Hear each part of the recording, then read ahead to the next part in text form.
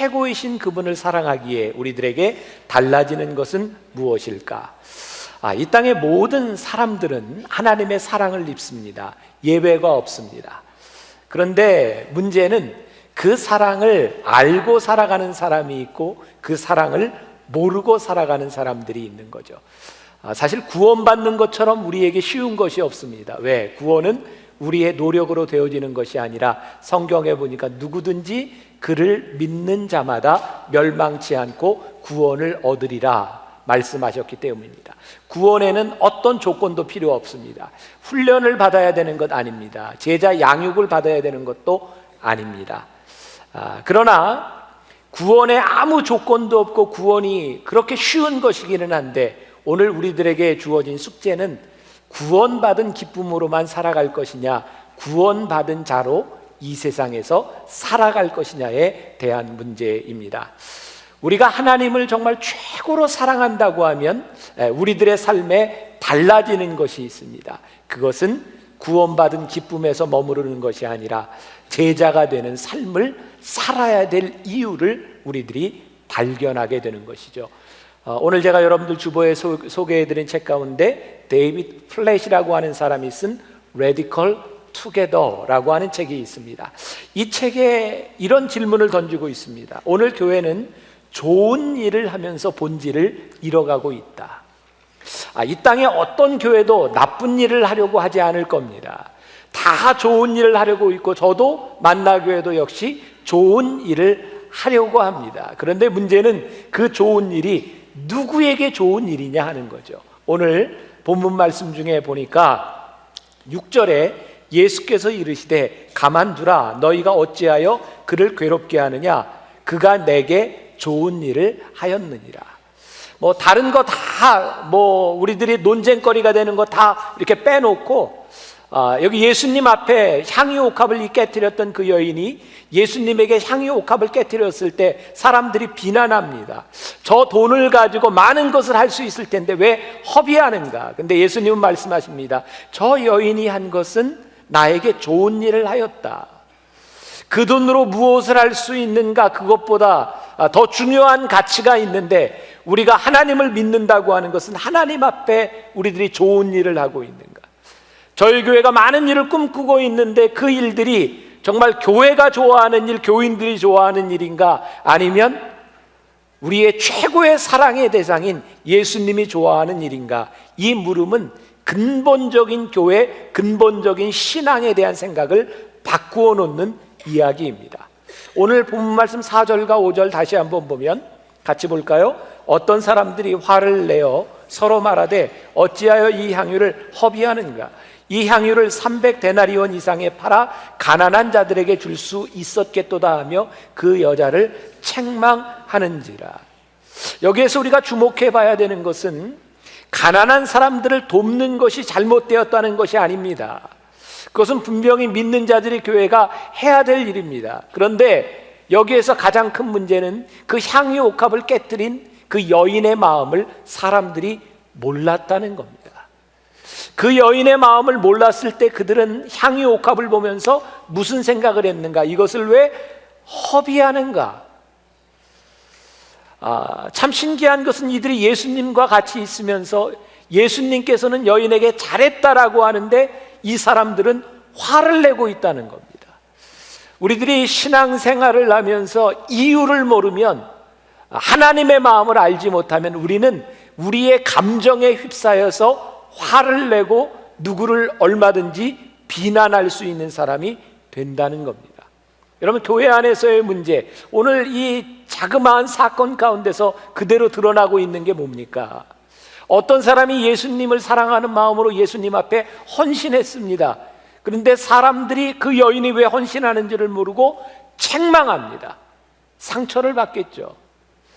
하나님을 알고 하나님에 대한 사랑을 막 깨닫기 시작한 사람들이 교회 안에서 헌신합니다. 누군가 책망합니다. 그럼 헌신하는 사람이 또 상처를 받습니다. 지금 교회 안에서 일어나고 있는 수없이 많은 일들은 서로 상처를 주고 서로 상처를 받는 겁니다.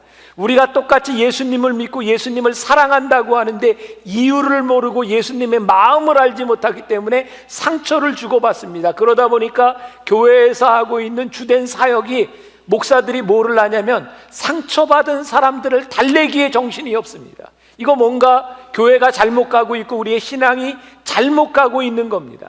하나님 보시기에 좋은 일을 해도 모자랄 시간에 우리는 상처받은 사람들을 돌보는데 이 모든 일을 허비하고 있다. 우리가 최고이신 예수님을, 그분을 사랑한다면 우리들이 분명히 살아가야 될 우리의 신앙의 모습은 달라질 거라는 생각이 듭니다. 우리가 누군가를 사랑한다면 사랑하는 사람을 드러내고 높여주고 싶어 할 겁니다. 우리가 말씀을 들으며 예배를 드리며 하나님을 사랑한다고 하는데 사실은 그 사랑이 거짓인 것은 우리들이 사랑하는 분을 별로 높이려고 하지 않는다는 거죠. 고린도후서 5장 13절부터 14절까지의 사도 바울이 이렇게 이야기합니다. 같이 봉독해 봅니다.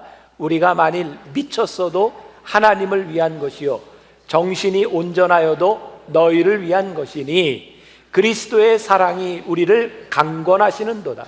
우리가 생각하건대 한 사람이 모든 사람을 대신하여 죽었은즉 모든 사람이 죽은 것이라. 사도 바울이 지금 미쳤다, 온전하다 이런 이야기를 하고 있는데 그 이유는 딱 한 가지입니다. 그리스도의 사랑이 우리를 강권하시는도다. 때로 사도 바울의 모습을 보면 사람들이 미쳤어 라고 얘기합니다. 근데 그 이유는 그리스도의 사랑이 나를 강권하기 때문이다. 내가 너희들에게 이렇게 복음을 전하는 이유 딱 한 가지다. 그리스도의 사랑이 나를 강권하기 때문이다 라고 말을 합니다. 제가 이제 여러분들과 12주 동안 오스왈드 챔버스의 주님은 나의 최고봉이라고 하는 책을 많이 인용하게 될 것입니다. 오늘 그 중에 나오는 글을 하나 소개합니다. 하나님의 영으로 거듭난 직후에 우리의 주된 간증은 하나님께서 나를 위해 무슨 일을 하셨는가 하는 것입니다. 그러나 성령의 세례를 받고 나면 그러한 간증은 사라지고 너희가 내 증인이 되리라는 예수님의 말씀을 깨닫기 시작합니다. 즉 예수님께서 하실 수 있는 일을 증거하는 초보적인 것이 아니라 예수님 그분의 증인이 됩니다. 이후 우리는 우리에게 발생하는 모든 일들을 영광이든 비난이든 핍박이든 칭찬이든 예수님께 친히 발생하는 일처럼 받아들이게 됩니다. 여러분들 표정을 보니까 이게 무슨 뜻인지 전혀 모르고 있어요. 앞으로 제가 읽을 때 정신을 바짝 차리고 여러분들이 들으셔야 합니다. 이 책은 묵상집이기 때문에 우리들이 조금만 정신줄을 놓으면 잘 이해할 수가 없어요. 우리가 처음 예수를 믿을 때, 아니 이 오스왈드 챔버스가 고민했던 것 중에 하나가 그가 믿은 예수님이 좋아서 예수님을 증거했어요. 이게 잘못된 거 아니죠? 그런데 오스왈드 챔버스가 뭘 고민하기 시작했는지 아세요? 내가 예수님을 증거하는 것으로 다 됐다고 생각했는데 그분의 사랑을 알게 되면서 그분과 동행하게 되면서 내가 그분에 대해서 증거하는 것이 아니라 내가 증인이 되어야 되겠구나 라는 것을 깨닫게 됩니다. 그래서 나에게 오는 영광이든 비난이든 핍박이든 칭찬이든 이 모든 것이 예수님에게 일어났던 일이 나에게도 일어난다고 하는 것을 고백하기 시작합니다. 우리가 주님을 최고이신 그분을 사랑한다고 하는 것은 단순히 이제 증거하는 차원의 문제가 아니라 우리들이 그분의 삶을 어떻게 살아갈 것이냐에 대한 문제로 바뀌어지게 되는 겁니다. 고상한 척? 우리가 예수 믿으면서 너무 고상한 척 하는 것 같아요. 저는 그런 생각이 듭니다. 예수 믿으면서 한번 예수님 때문에, 예수님 사랑하기 때문에 미쳤다는 얘기 좀 한번 들어야 정상이다. 미쳤어. 여러분들 연애하면서 그 사랑을 얻기 위해서 미쳤어 소리 한번 안 들어보고 연애하면 좀 그렇잖아요. 우리가 꿈꾸는 사랑, 그 열정적인 사랑, 사랑에 한번 미쳐보는 것. 예수님 최고이신 그분을 사랑하기 때문에 정말 주변을 개의치 아니하고 그분에게 미쳐봤던 그 순간들, 내가 정말 그분 때문에 다른 사람들에게 비난을 받아봤던 순간들, 뜨겁게 연애하던 이 기독교 2000년 역사에 보면 그 예수님께 미쳐서 정말 정상적이지 않았던 사람들을 통해 하나님의 역사와 살아계신 하나님의 영광이 드러났던 것을 보게 됩니다. 저는 목회자이기 때문에 좀 더 예민한지 모르겠어요. 여러분들이 예배를 마치고 나가면서 여러분들이 그런 감정을 이야기할 겁니다. 오늘은 은혜를 받았어. 오늘은 별로야. 나가는 분들에게 나가는 분들이 은혜를 못 받은 분은 저한테 인사를 안 합니다. 은혜를 받은 분만 은혜 받았어요 라고 이야기를 하죠. 그런데 은혜를 받은 사람이 제가 1, 2, 3, 4부 다 서 있어도 우리 교인들 7, 8천 명 예배 드려야 저에게 인사하는 사람 100명도 안 됩니다. 그러니까 저는 늘 마음에 늘 그런 생각을 가지고 있죠. 그래 이게 진실이야.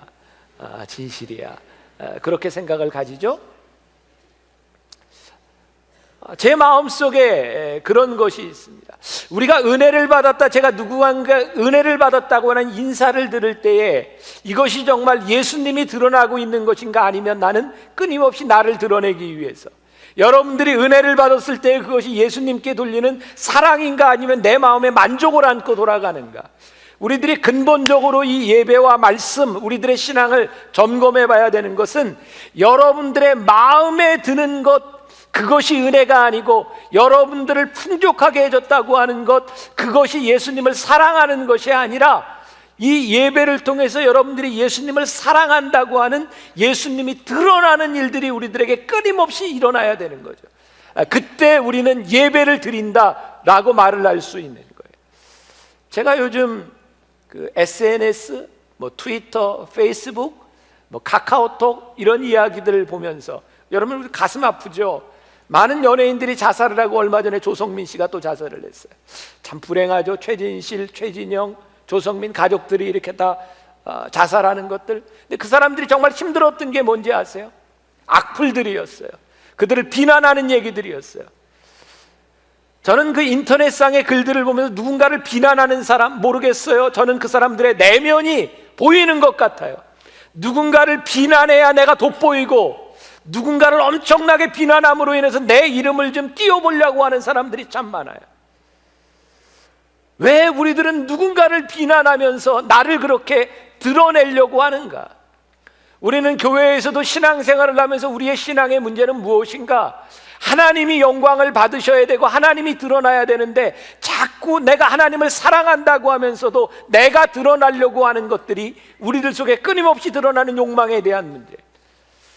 저는 정말 이 땅의 소망이 교회라고 생각하고 우리의 신앙이 소망이라고 생각하는 이유는, 우리들의 믿음이, 우리들의 신앙이 최고이신 그분 예수님을 드러내려고 우리들이 감추어질 수 있을 때, 우리가 끊임없이 겸손하게 우리들이 낮아질 수 있을 때, 내가 드러나지 않아도 누군가를 높여줄 수 있을 때 이 땅은 소망이 있다고 생각하거든요. 저는 제가 페이스북에 글을 늘 올리기 때문에 그런 꿈을 꿉니다. 누군가의 글을 읽고 정말 좋은 글입니다 라고 이야기해 줄 수 있고, 그 누군가의 글을 보면 당신은 참 좋은 사람입니다 라고 이야기해 줄 수 있는, 그 예수님 때문에 우리가 좀 이렇게 낮아질 수 있는 세상이 될 수 있다면 정말 소망 있는 일들이 되지 않을까. 오스왈드 챔버스가 주님께 은혜를 받고 그가 부르심을 받은 이후에 그에게 고민되었던 것, 그의 책을 보면 그는 늘 이런 고민을 하고 살아갑니다. 내가 이렇게 열심히 사역하고 있는데 주님의 영광이 드러나는가? 내가 정말 주님을 최고로 사랑하고 있는가? 그것이 평생 그가 죽기 전까지 그의 가슴에 품었던 고민의 내용이었습니다. 오늘 제가 여러분들에게 도전하고 싶은 겁니다. 우리가 예수님을 믿는다고 하면서도 끊임없이 나를 드러내려고 하는 이 욕망 가운데서 우리는 정말 하나님을 드러내고 있는가? 베드로전서 4장 11절 말씀 보겠습니다. 우리 같이 한 목소리로 봉독해 볼까요?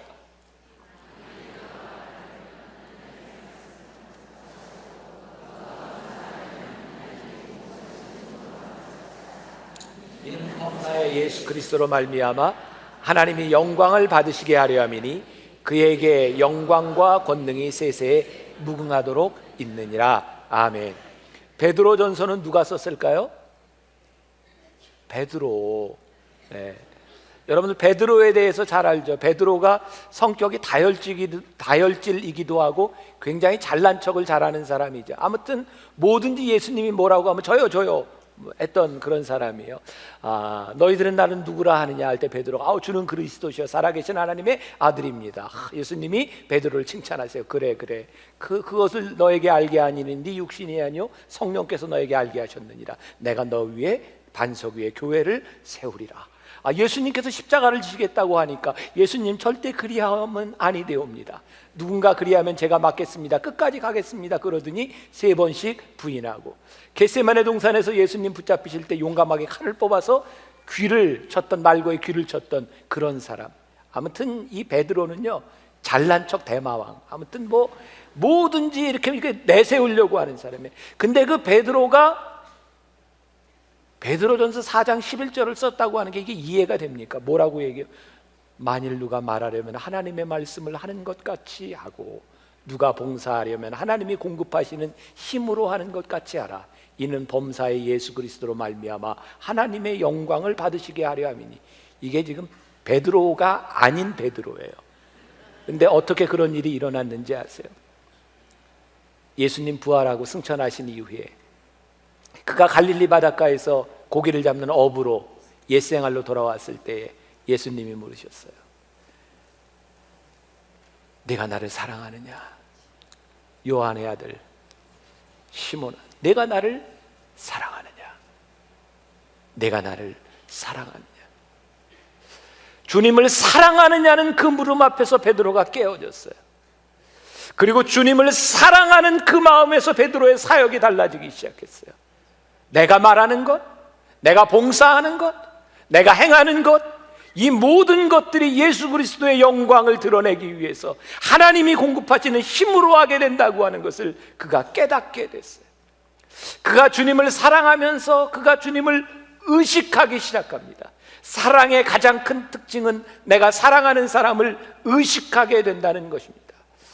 저는 적어도 여기 있는 여러분들이 일부러 하나님 앞에 불순종하는 사람은 없다고 생각합니다. 어떻게 예배드리는 사람이 일부러 하나님 앞에 불순종하겠습니까? 그런데 하나님을 최고로 사랑하지 않는 겁니다.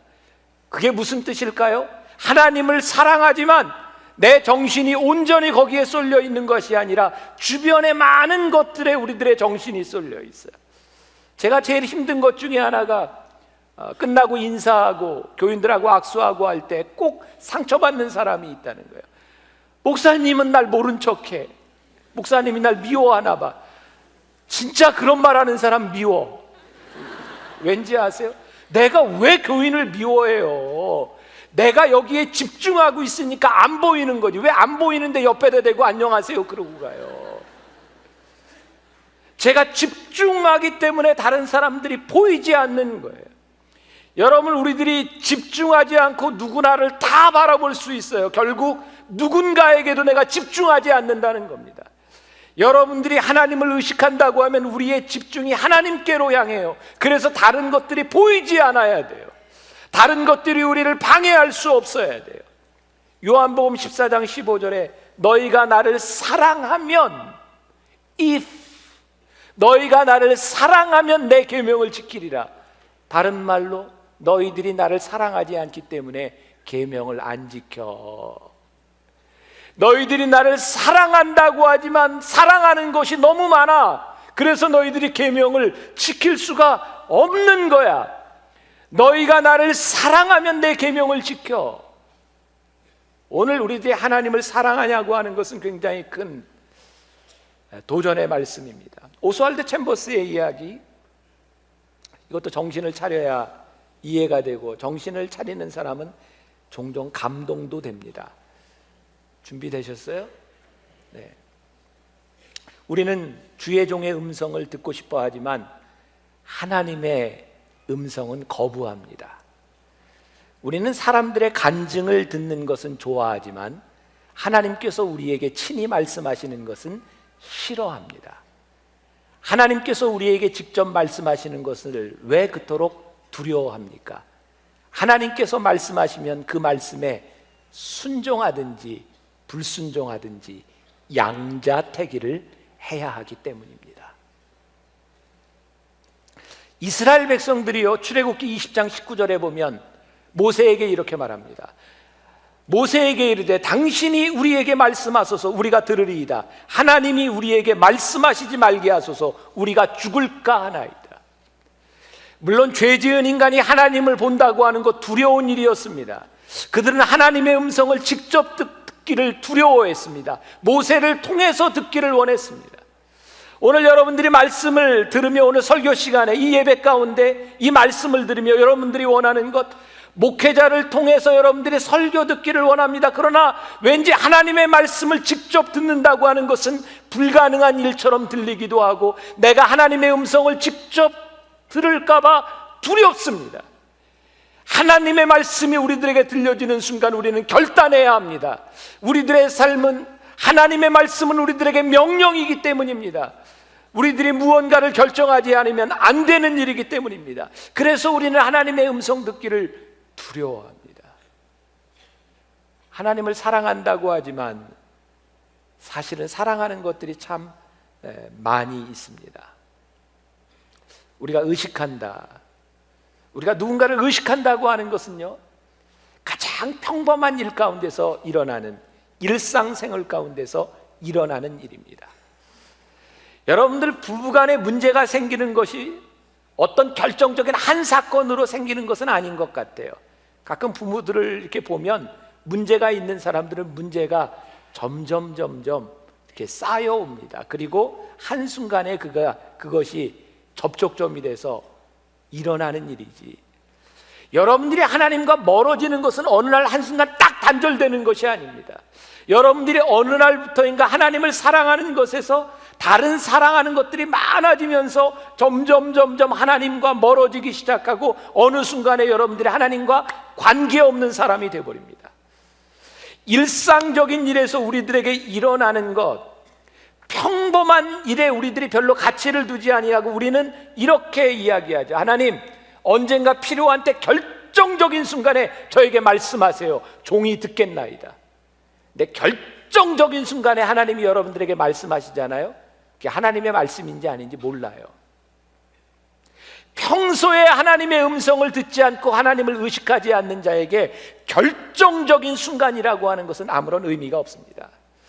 일상적이고 평범한 일에 가치를 두지 않는 것, 절대로 하나님의 사람으로 살아갈 수 없습니다. 지금 이 부분은 여러분들이 감동을 받아야 될 부분이기 때문에 제가 이야기를 합니다. 준비가 되셨습니까? 2층도 준비되셨어요? 이런 말을 듣고 감동이 안 되면 제가 상처받아요. 자, 하나님의 영으로 충만한 사람들이 보잘것없고 지겨운 일을 하면 신기하게도 그 일들이 거룩해집니다.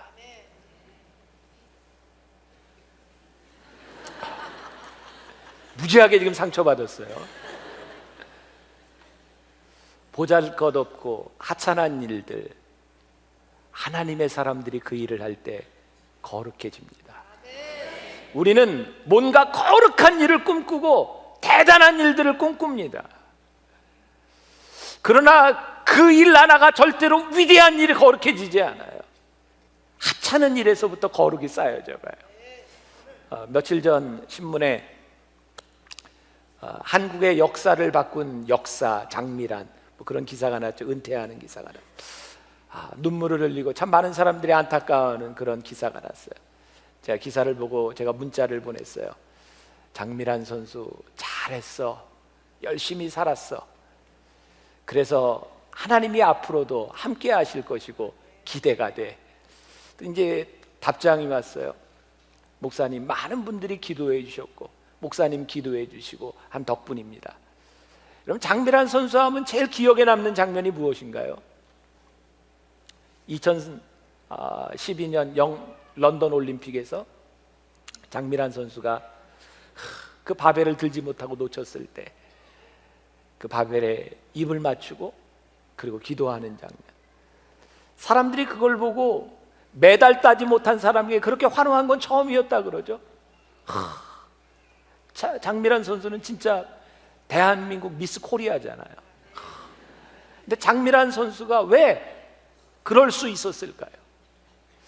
저는 장미란 선수를 바라보며 제가 오랫동안 알아왔기 때문에 언젠가도 말씀드렸지만 제가 태능선수촌에 예배를 인도하러 갈 때 정말 어울리지 않는 몸으로 피아노 반주를 하는 장미란 선수, 용인에서 훈련을 받을 때 올 때마다, 교회를 올 때마다 그 동료 후배 선수들을 데리고 와서 예배 드리는 모습, 훈련을 받을 때나 경기를 임할 때나 한결같이 늘 하나님을 믿는 사람으로서 착하고 정말 순진하고 많은 사람들에게 이렇게 귀감이 되는 그런 평범했던 활동 하나하나가 2012년 런던 올림픽에서 바벨을 놓치고 거기에 입을 맞추고 기도할 때 사람들이 감동했어요. 어쩌면 그의 인생의 최고의 순간, 그러나 다른 사람이 만일 거기에서 그걸 놓치고 바벨에 입을 맞추고 기도했다면 얼마나 많은 비난을 받았을까? 정말 그 모습을 보고 거룩하다고 할 수 있었을까? 아름답다고 할 수 있었을까? 지금까지 그녀가 살아왔던 그 평범한 것 같았던 인생이 결코 평범하지 않은 하나님을 사랑하는 인생을 살았기 때문에 그의 변함없는 그의 삶이 또 하나의 어떤 순간에 그의 거룩함과 하나님의 사랑하는 모습을 보여주지 않았는가? 주님을 사랑한다고 하는 가장 명확한 증거, 성스럽고 놀라운 일들이 일어나는 그 증거는 일상적이고 단순한 일에서부터 우리들에게 증명되고 일어나는 일입니다. 그 일이 없이 우리들이 어느 날 한순간에 하나님을 사랑한다고 하는 모습이 드러나지 않습니다. 앞으로 12주 동안 우리들이 함께 말씀을 나누면서 최고의 하나님을 사랑하기, 주님은 나의 최고봉이라고 고백하는 우리들에게 있어야 되는 일들이 무엇일까? 사랑하면 우리들에게 떨림이 있습니다. 떨림이 있다고 하는 것은 인격적이라는 겁니다. 무감각하지 않다는 겁니다. 사랑을 해보셨나요? 왜 대꾸가 없으신가요? 사랑에는 떨림이 있습니다. 그 순간 인격적인 사랑입니다. 우리가 예수님을, 그분을 최고로 사랑한다면 우리들에게는 떨림이 존재합니다. 끊임없이 그 사랑을 우리들이 공급받고 있기 때문에 그 공급받는 사랑으로 인하여 그 떨림이 우리들의 삶의 진동으로 나타납니다. 제가 언젠가 여러분들에게 소개해드렸던 KT 데이비시 쓴 엄마라고 불러도 돼요. 20대에 우간다에 가서 많은 아이들을 입양하고 수많은 아이들 고아의 엄마가 된 23살의 KT가 쓴 책에 보면 이런 말이 있어요.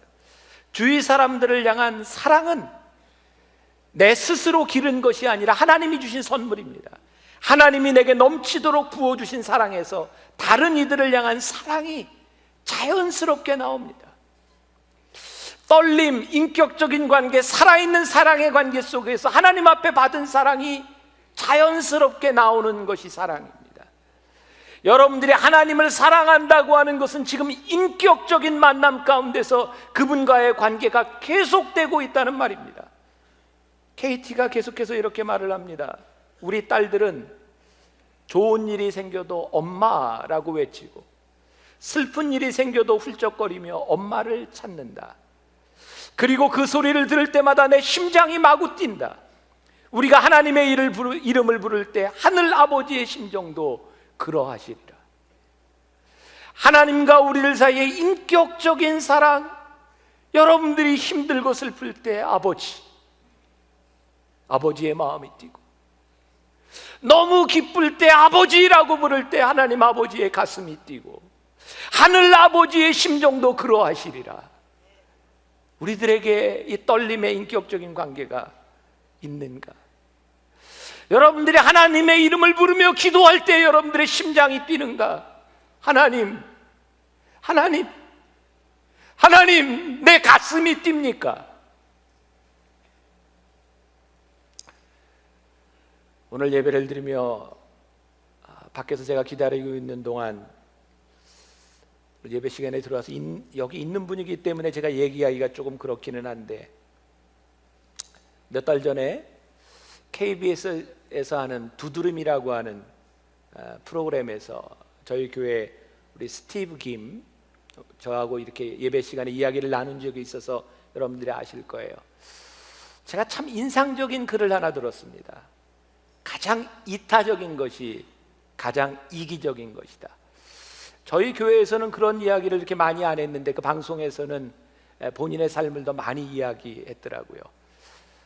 회사를 팔고 2조 원의 그 신화를 가지고 미국에 살면서 마이클 잭슨 집에 큰 저택을 가지고 개인 골프장을 가지고 그리고 그 집에서 파티를 하고 뭐 조수미 씨도 초청해서 집에서 파티를 하고 정말 잘 나가고 즐기던 그의 마음속에 찾아온 공허함, 그래 누군가를 돕기로 했다고, 누군가를 돕고 나눔을 실천하면서 살기 시작했는데 나는 누구를 돕는 이타적인 일을 한다고 생각했는데 내가 깨닫게 된 것이 그것이 나를 위한 나에게 찾아온 기쁨이었다고. 그래서 가장 이타적인 것이 가장 이기적인 것이라고. 제가 오늘 말씀을 준비하다가 그 생각이 났어요. 하나님, 우리들이 하나님을 위해 산다고 하는 것이 결국은 나를 위해 사는 것이 아니겠습니까? 하나님을 사랑한다고 하는 것이 결국은 나를 사랑하는 것이 아니겠습니까? 하나님을 사랑하지 못하고 하나님의 사랑을 알지 못하는 자가 어떻게 나를 사랑할 수 있겠습니까? 그래, 하나님에 대한 최고의 사랑으로 살 수 있는 사람이라면 내 인생의 최고의 삶을 살 수 있으리라. 적어도 우리 만나교회 성도들이 구원을 받은 자로 끝나는 것이 아니라 이 생을 살아가는 동안 최고의 인생을 살아가는 것, 그것이 얼마나 복된 일이겠는가. 오늘 본문 말씀 향유옥합을 깨뜨렸던 여인의 이야기가 누가복음 7장에도 동일하게 나옵니다. 누가복음 7장 47절에 이런 표현이 있습니다. 같이 한번 볼까요? 그러므로 내가 네게 말하노니 그의 많은 죄가 사하여졌도다. 이는 그의 사랑함이 많음이라. 사함을 받은 일이 적은 자는 적게 사랑하느니라. 이 말씀이요, 굉장히 저에게 심각하게 들어와서 저는 말씀을 잘못 이해하고 있었어요.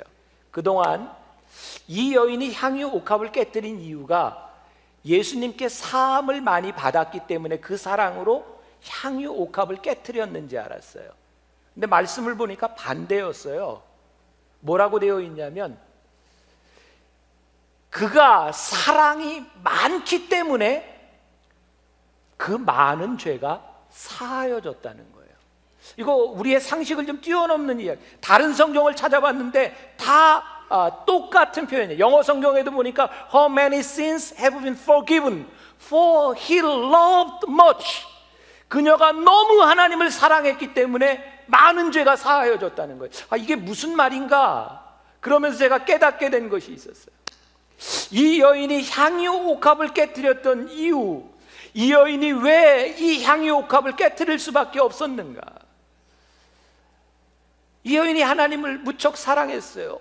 주님을 사랑했어요. 우리들이 어떻게 알 수 있냐고요? 우리는 사랑하는 사람 앞에서 우리의 마음을 엽니다. 이 여인이 예수님 앞에서 예수님을 사랑했기 때문에 그녀의 마음을 열었어요.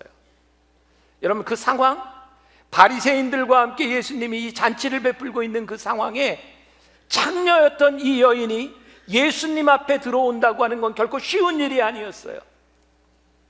부끄럽지만 예수님을 사랑하기 때문에 이 여자가 미쳤어요. 그 부끄러움을 무릅쓰고 예수님의 발 앞에 옵니다. 그리고 눈물을 흘리기 시작했어요. 그 눈물은 많은 의미를 가지고 있을 겁니다. 그의 삶의 부끄러움, 누구에게도 보이기 쉽지 않았던 상처. 주님, 제 마음이 너무 아프고 제 삶이 너무 괴로웠고 제가 누구에게도 털어놓을 수 없었던 제 마음의 아픔, 주님 앞에 제 마음을 엽니다. 그래서 눈물이 쏟아지기 시작했어요. 얼마나 아프고 힘들었던, 누구에게도 이야기하지 못했던 그 여인의 눈물이 주님의 발 앞에 쏟아지기 시작할 때 그 여인이 부끄러움도 모르고 그 머리카락으로 예수님의 발을 닦고 그리고 향유 옥합을 깨뜨렸어요. 그 순간 여인은 주님의 사랑을 입습니다. 그래, 내가 네 마음을 안다. 네 마음을 열어놓고 네가 나에게 나를 사랑함으로 다 쏟아나왔던 것만큼 내가 너를 사랑한다. 아, 이 말씀이구나. 이 여인이 주님을 사랑한 것만큼 주님의 사함을 입고 사랑을 입었구나. 그리고 그 순간 이 여인과 예수님만 아셨어요. 그건 인격적인 관계였어요. 그래서 그 여인은 자기가 가지고 있던 향유 옥합을 깨뜨릴 수밖에 없었어요. 주변에 있는 사람들이 이야기합니다. 왜 저것을 허비하는고? 주님이 말씀하십니다. 너희들은 모른다. 이 여인이 나를 얼마나 사랑하는지 너희들은 알지 못한다. 이 여인이 얼마나 큰 사랑으로 나에게 이 향유 옥합을 깨뜨렸는지 너희들은 알지 못한다. 거기에 예수님을 사랑한다고, 예수님을 좋아한다고, 예수님을 위해 잔치를 베풀었던 그 사람들 중에 누구도 주님 앞에 마음을 열지 않았어. 그들은 주님을 사랑한다고 했을지 모르지만 인격적이지 않았어요. 아무도 그의 마음을 열지 않았기 때문에, 그들이 주님 앞에 부끄러움을 보이지 않았기 때문에 그들은 주님의 사랑을 입을 수가 없었어요. 주님의 사랑을 입지 않은 그들에게 주님 앞에 희생할 수 있는 이유들도 아무것도 없었어요. 주님을 사랑했기에 이 여인이 받은 사랑이 참 크구나. 우리는 오늘도 예수님을 위해서 잔치를 준비하고, 예수님을 위해서 사역을 준비하고, 우리들이 열심히 일하고 좋은 일들을 꿈꾸고 있는데, 예수님은 어쩌면 오늘 우리들에게 이렇게 말씀하시는 것 같아. 아니, 그거 말고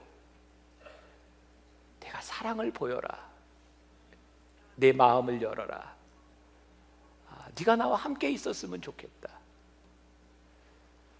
그때 헌신이 나오고, 그때 우리들에게 희생이 나와요.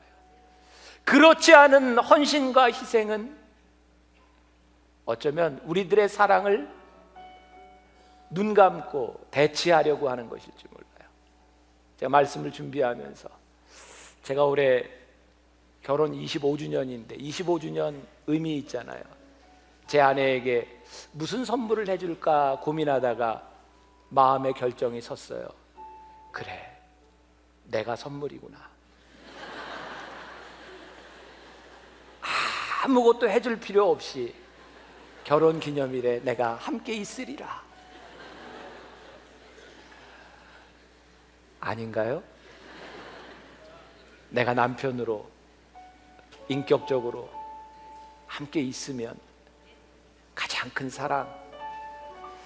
오늘 여러분들이 이 전을 나가면서 다른 그 어떤 것보다도 내 삶에 주님과 함께 동행하며 나가겠습니다. 최고의 사랑, 최고의 만남, 최고의 역사가 여러분들에게 일어나기를 주님의 이름으로 간절히 축원합니다. 오늘 첫 번째 시간 서론적인 말씀이 되겠습니다. 권력을 버리고 사랑을 택하라 라고 하는 제목으로 말씀을 드리고, 내일부터 이제 구체적인 한 가지 예로 들어가게 됩니다. 제가 얼마 전에 읽은 사랑한다면 예수님처럼 이라고 하는 책에 보니까 고린도전서 13장 사랑은 뭐뭐하며, 사랑은 온유하며, 사랑은 오래 참으며, 이 말씀들이 명사가 아니라 동사입니다 라고 하는 구절이 있더라고요. 우리는 사랑에 대해서 너무 추상적으로 생각하고 사랑을 관념적으로 생각하는 것 같아요. 그러나 사랑은 그런 것이 아니라 우리들의 삶에 구체적으로 일어나는 동사, 그것이 사랑입니다. 사랑이 일어나는 곳에는 기쁨이 있습니다. 오늘 제가 사랑과 권력을 비교했는데, 반면에 권력이라고 하는 것은 힘이 있을지는 모르지만 기쁨과 행복을 가져다 주지는 못하는 것 같아요. 제가 지난해 인도네시아에 갔을 때 몇 가지 단어들을 배웠는데, 그 중에 저에게 가장 인상적이었던 단어가 감사합니다라는 말입니다. 인도네시아어로 감사합니다를 트레마카시라고 합니다. 그 말은 이런 뜻입니다. 사랑을 받았습니다. 트레마카시.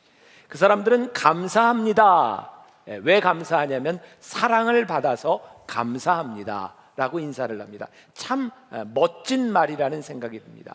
사랑을 받아서 감사합니다. 사랑과 감사는 같이 가는 것이기도 합니다. 권력이란 무엇일까요? 하나님께서 우리들에게 주신 것임에 분명합니다. 이 성경에는 세상의 권력에도 우리들이 복종하라. 이 권력이라고 하는 것은 필요해서 우리들에게 주신 것이죠. 왜? 권력을 통해서 약한 자를 보호해야 되고, 이 권력과 법은 억울한 자를 보호하기 위해서 우리들에게 주어진 것입니다. 그러므로 이 권력과 힘이라고 하는 것은 누군가를 섬기기 위해서 주어진 것인데, 언제부터인가 권력은 누군가를 섬기는 것이 아니라 그 권력의 힘을 사용하기 시작합니다. 아마 여기에 국회의원이 없으리라고 생각됩니다. 국회의원 손 들어보세요. 네. 여러분, 국회의원 하면 그 국회의원에 대한 이미지가 좋으십니까? 나쁘십니까? 자신 있게 나빠요 라고. 근데 왜 국회의원에 대한 이미지를 우리들이 좋게 가지지 못할까요? 국회의원은 사실 우리나라 정치를 위해서, 우리를 위해서 대변하는 사람들인데 왜 부정적인 이미지를 가지고 있을까? 국회의원들을 통해서 일어나는 많은 이야기들을 보면 사실은 우리를 섬겨야 될 분들이 섬기는 것이 아니라 국회의원이 되어서 누릴 수 있는 권한들을 누리기 때문에 우리들에게 부정적인 모습으로 나타나는 때가 많이 있습니다.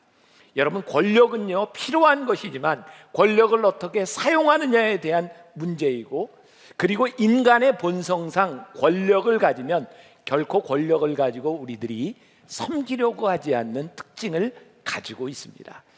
저는 이 교회의 능력과 우리들이 예수를 믿는다고 하는 것의 특권은 우리들이 권력 지향적인 사람들이 되는 것이 아니라 우리들이 어떻게 사랑할 것이냐, 여기에서 우리들이 이 땅에 위대한 영향력을 끼칠 수 있고 그 사랑이 이긴다는 믿음을 가지고 끝까지 살아갈 수 있을 때 우리들이 크리스찬으로서의 아이덴티티를 가질 수 있다는 생각을 해요. 제가 얼마 전에 어떤 기업인하고 오랫동안 이야기를 나누게 된 적이 있습니다. 중소기업을 하는 분이에요. 탄탄한 이제 기업을 일어났습니다. 이분이 중소기업을 하는 중에 제일 힘들었던 것은 대기업과의 경쟁이었대요. 특허를 가지고 있지만 대기업과의 싸움이 얼마나 힘들었는지, 중소기업을 하면서 정말 어려운 것 중에 하나는 대기업에서 이렇게 하청을 줄 때나 무슨 결제를 할 때 현금으로 바로 주는 것이 아니라, 요즘도 어음을 많이 사용하나요? 어음을 주고, 그리고 물가가 너무 올라서 이 생산비를 절감해야 될 경우에 대기업들이 그 아픔을 가지려고 하는 것이 아니라 늘 하청 업체들에게 가격을 내리게 하는 그런 어려움들을 이렇게 경험하면서 그분은 결심을 했답니다. 내가 이 기업을 하면서 절대로 하청업자들에게 어음을 주는 일이 있어서는 안 되겠다. 나는 현금으로 결제한다. 그리고 이분은 하청업자에게 일을 줄 때에 나는 적어도 이 사람들에게 15% 이상의 이득이 발생할 수 있도록 일을 주어야 되겠다. 이 돈을 추구하고 권력을 누리는 이 사회에서 그렇게 하는 일이 쉬운 일이 아니었을 겁니다. 그러나 이분은 크리스찬으로서 내가 해야 될 수 있는, 내가 기업을 해야 되는 이유가 그거라고 생각했기 때문에 사람들과 함께 동반 성장해야 되겠다는 생각을 하게 되었대요.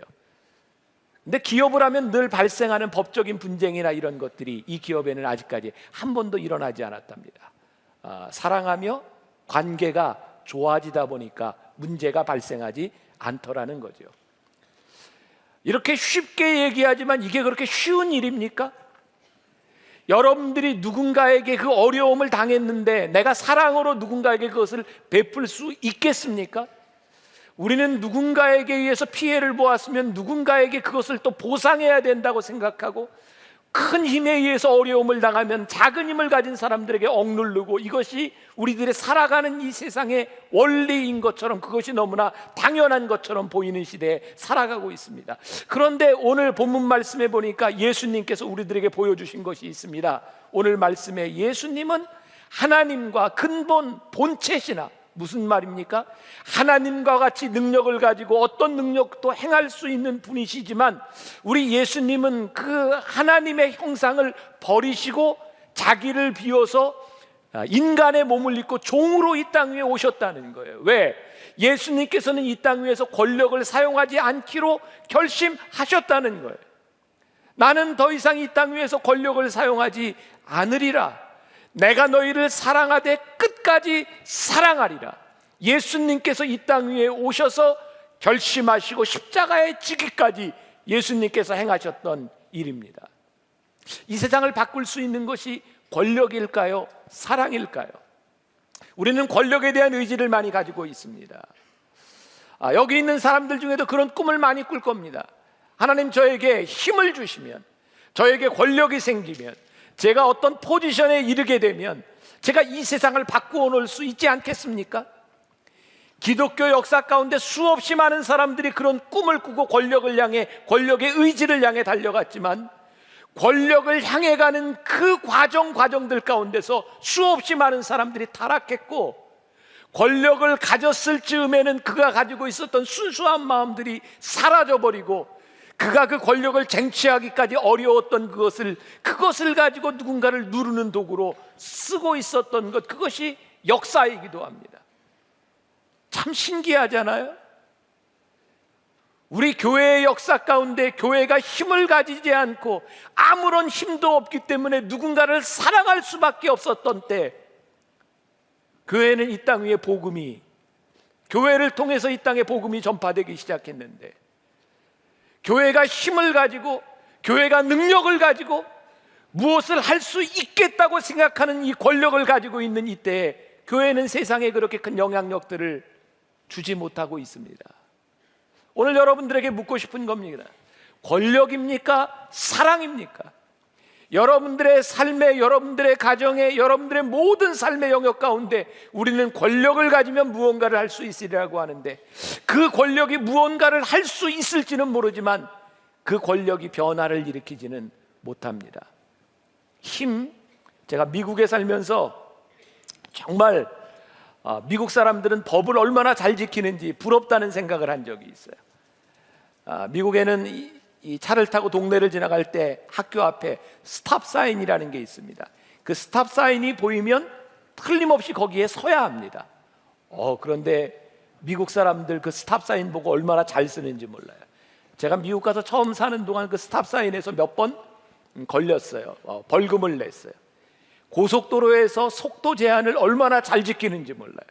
저는 미국 사람들이 법을 참 잘 지키는 사람들이라고 생각을 했어요.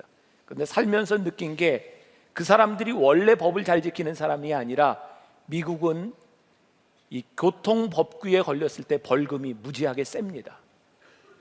그리고요, 경찰들이 숨어서 잡습니다. 우리나라 사람들이 교통법규를 잘 안 지키는 건 우리들의 민족성이나 우리들이 규율을 안 지키는 백성이어서가 아니라 법이 좀 약합니다.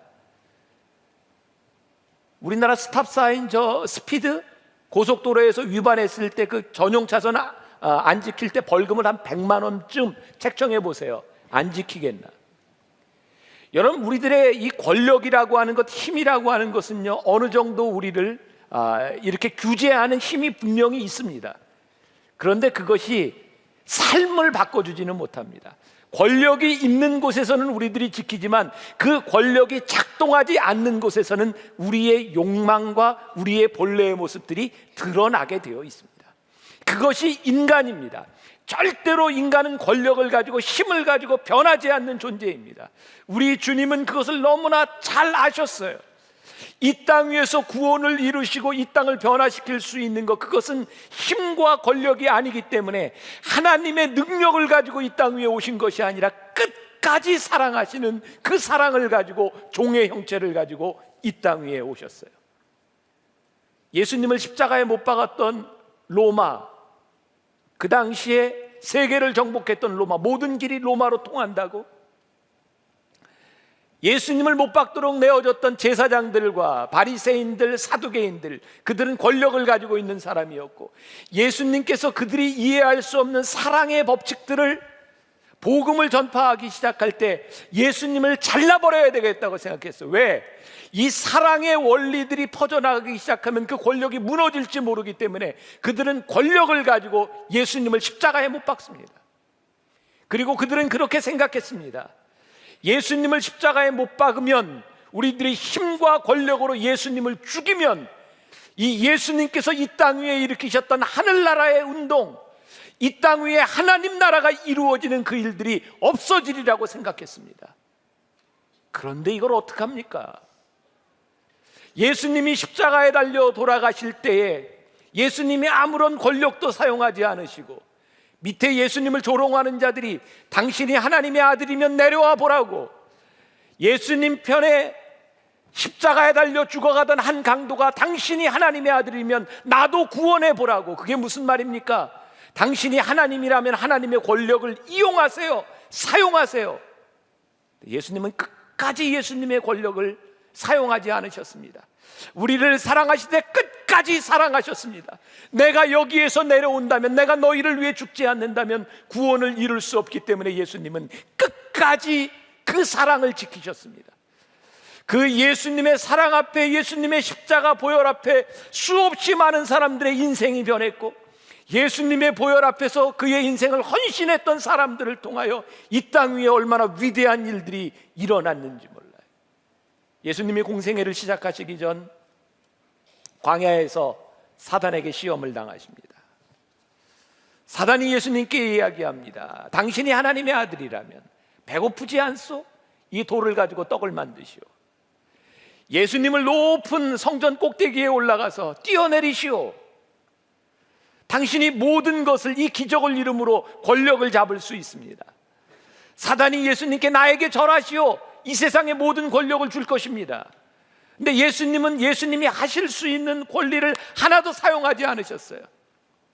이런 것들이 여러분들에게는 절대 유혹이 되지 않습니다. 여러분들은 돌을 가지고 떡을 만들 재주가 없어요. 성전 꼭대기에서 뛰어내리면 죽어요.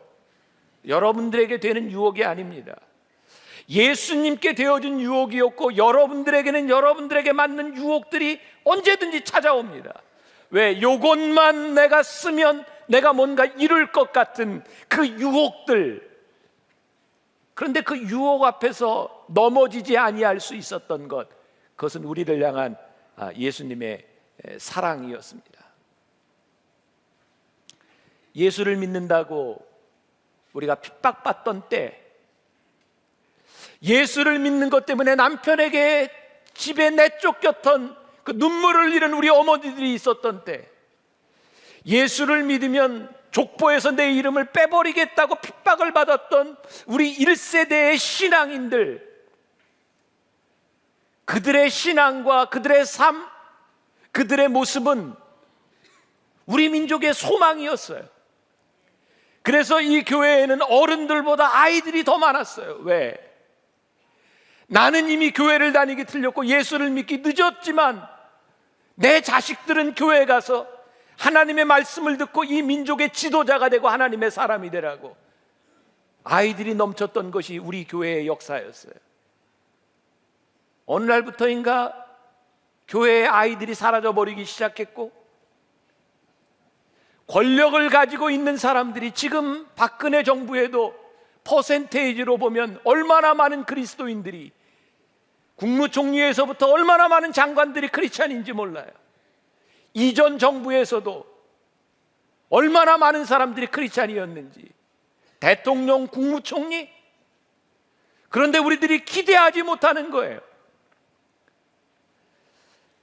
저들이 저 권력, 저기에 올라갈 때까지 얼마나 힘들었는지 모르지만 그들에게서 하나님의 사랑과 끝까지 섬기는 모습보다는 내가 여기 올라갈 때까지 얼마나 애썼는지, 권력을 사용하는 사람들이 되어서 하나님을 믿는 사람이나 믿지 않는 사람들이나 달라지지 않는 거예요. 언제부터인가 우리가 믿는 하나님이 권력의 의지를 향해 가는 수단이 되어버렸어요. 우리가 믿는 하나님이 우리의 권력을 보증해 준다고 생각하는 한 우리들에게는 절대로 힘이 생기지 않습니다. 종교적 우파들이 이렇게 이야기합니다. 우리들에게 힘이 생기면, 정계에 진출하면 낙태, 동성연애 이런 거 다 없애고 하나님의 나라를 만들 수 있을 거야. 그런데 우파의 크리스찬들이 들어가서 절대로 그런 일 하지 못합니다. 좌파의 그리스도인들이 이렇게 얘기합니다. 우리가 권력을 주면 이 나라를 평등한 사회로 만들 수 있을 거야. 아니요. 권력을 쥐는 순간 똑같이 다른 권력을 잡은 사람들과 함께 똑같이 권력의 의지로 그들은 자기들의 부를 챙기는 사람들로 바뀝니다. 우리들이 권력을 지향하고 권력 가운데서 무엇을 할 수 있다고 생각하는 한 그건 절대로 복음으로 이루어지는 일이 아닙니다. 저는 지금 이 자리에서 우리가 사랑이 이긴다는 믿음을 가진 사람들이, 사랑으로 승리하는 사람들이 이곳저곳에서 일어날 수 있어야, 그리고 이곳에서 사랑할 수 있는 사람이어야 그곳에 가서도 사랑할 수 있는 사람이 될 수 있으리라고 저는 믿습니다. 저는 이렇게 말할 자격이 없어요. 우리 교회가 이미 그런 이야기를 하기에는 너무 화려하고 너무 크고, 지금 대한민국의 0.0몇 프로의 그런 교회에 속한 우리가 지금 이런 이야기를 할 수 있을까? 그런데 이때 하나님께서 우리로 하여금 사랑이 이긴다라고 하는 말씀을 전하게 하신 이유가 무엇일까?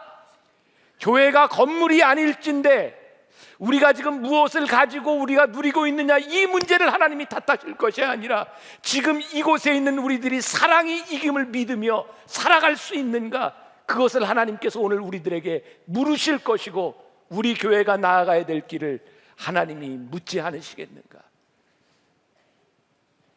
사랑이 이깁니다. 사랑이 이깁니다.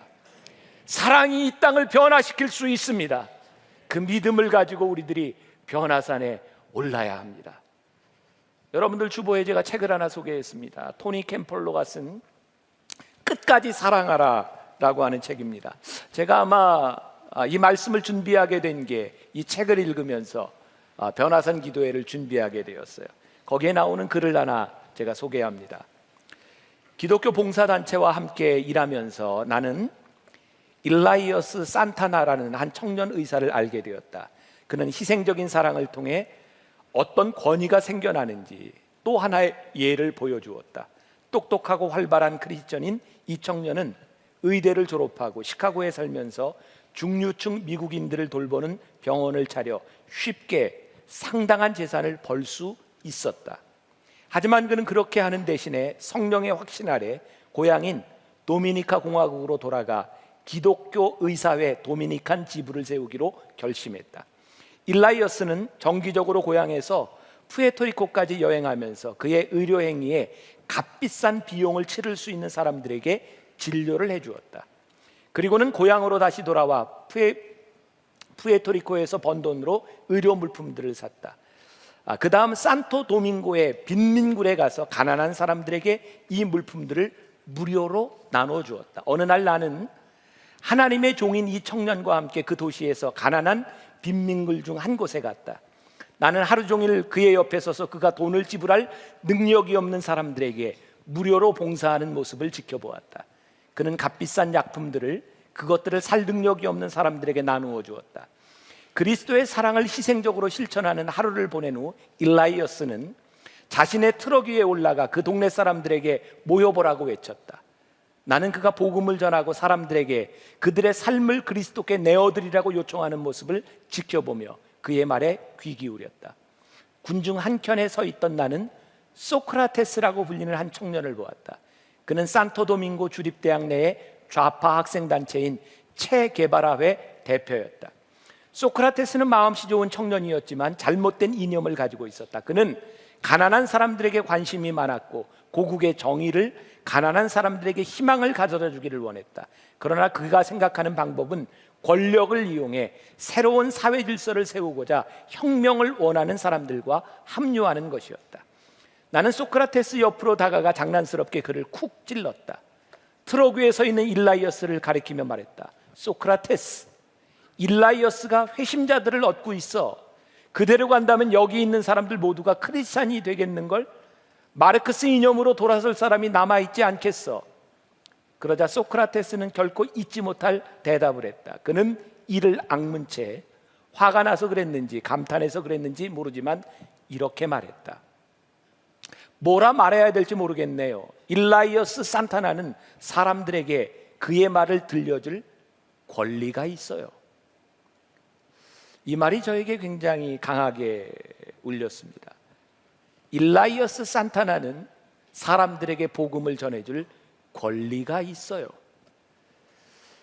힘에서 나온 권리가 아니었습니다. 우리를 적대시하는 그 사람들에게도 그 사람에게는 복음을 전할 수 있는 권리가 있어요 라고 말할 수 있었던 것은 일라이어스의 사랑 때문이었습니다. 오늘날 이 시대를 살아가며 이 교회를 향해 세상이 말할 수 있어야 합니다. 저 교회는 복음을 전할 권리가 있어요. 저 교회가 저 그리스도의 일을 하는 것을 누구도 막을 수 없는 권리를 가지고 있어요.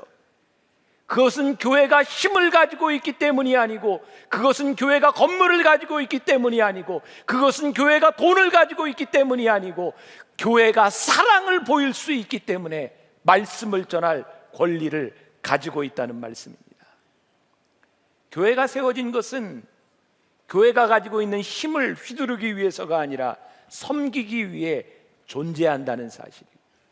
예수 그리스도께서 몸된 교회를 이 땅 위에 세우셨다면, 자신의 몸을 비워 종의 형체를 가지고 이 땅 위에 오셨다면, 교회도 자기를 비우는 일에 아낌없이 그 일에 뛰어들어야 할 때입니다.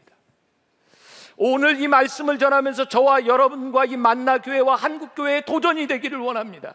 하나님께서 교회를 세우신 이유, 그것은 손으로 지은 건물에 하나님께서 거하시기를 원하시는 것이 아니라, 이 건물이 어떤 건물이든 하나님 앞에 끝까지 섬기기를 원하는 사람들 가운데 우리 하나님이 거하기를 원하신다는 사실을, 여러분들 이 민족의 미래를 바라보며 두렵지 않습니까? 역사를 보세요. 타락한 민족들이 끝까지 남아있는 민족이 하나도 없습니다. 어떤 모양으로든 그 타락했던 세상들은 다 사라져버렸어요. 여러분, 대한민국을 보며 두렵지 않습니까? 어쩌면 이렇게까지 타락할 수 있고, 어쩌면 이렇게까지 망가질 수 있는지. 그런데 그것을 우리들이 법으로 고칠 수 있다고요? 권력을 가지고 이 문제를 해결할 수 있다고요? 민주통합당이 권력을 잡으면, 새누리당이 권력을 잡으면, 진보당이 권력을 잡으면 이 문제가 해결될 수 있으리라고요? 저는 절대로 불가능하다고 생각합니다. 왜? 권력은 권력의 의지를 가지고 있기 때문입니다. 이 민족을 위해서 우리들이 기도하고 소망을 가질 수 있는 이유는 딱 한 가지입니다. 주님께서 우리를 끝까지 사랑하셨던 것처럼 우리가 사랑이 이김을 믿으며 나아갈 수 있을 때 이 땅의 소망을 바라봅니다. 사랑하는 여러분, 이번 변화산 여러분들이 이 소망을 가지고 올라갈 수 있기를 간절히 소원합니다. 토니 캠폴로가 이 권력과 사랑에 대해서 이런 이야기를 합니다. 권력을 사용하는 이유와 사랑을 사용하는 이유가 다르다는 것은 구별해야 합니다. 권력이 악한 세력을 제어할 수는 있지만 삶을 바꾸는 영적 변화를 일으키지 못합니다. 예수님께서 이 땅 위에서 권력을 사용하시지 않고 사랑과 희생을 보여주신 이유가 그것입니다. 이 땅을 변화시키기 위해서 예수님께서 우리들에게 보여주셨던 사랑. 제가 조선일보의 위클리 비즈를 늘 봅니다. 거기에 참 좋은 글들이 많이 나와 있는데, 언젠가 협상에 대한 글이 있었어요. 1930년대 미국의 이 프린스턴 대학의 연구소에서 유럽의 한 과학자를 초청합니다. 연봉 협상을 내요.